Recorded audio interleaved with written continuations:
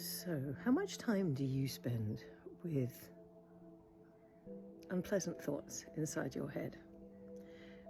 Perhaps they're telling you all sorts of mad stories of not being enough, of not feeling loved, not feeling this, not being that, and I wish I hadn't done this, and I wish I hadn't done that, or I wish I'd done this differently, or or this one said that and it made me feel, all of the constant, oftentimes constant narrative that goes through the mind. And what happens is we get lost in our thoughts and then we start to believe them.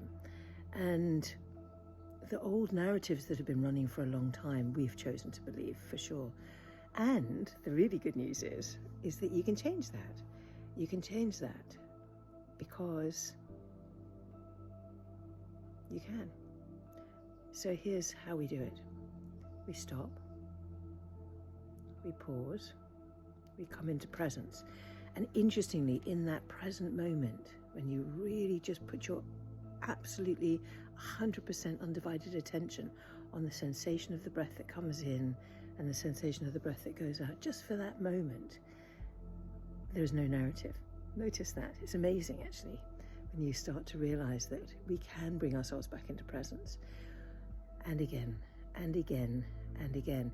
And because we're habituated to not doing that, I was suggesting to somebody yesterday on a webinar, a coaching webinar I was leading, that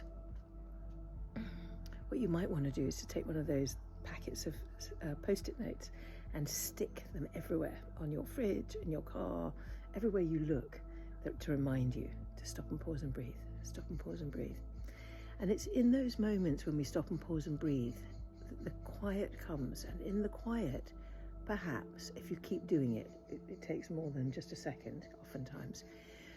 But the more that we can do it, the more that we allow the feelings that are underneath all of those bonkers thoughts to arise. And then our tendency, of course, is to think the thoughts and justify the thoughts and say, I'm scared because, or I'm scared of, or I'm happy because, or and happy is lovely, but there's also unhappy, the other side, isn't there? Contentment is much better. It's just, slightly more leveled.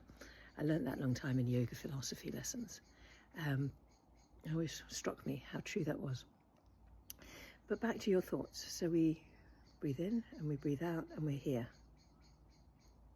And then you allow the little people inside you to arise. You hug them, you love them, you don't push them away.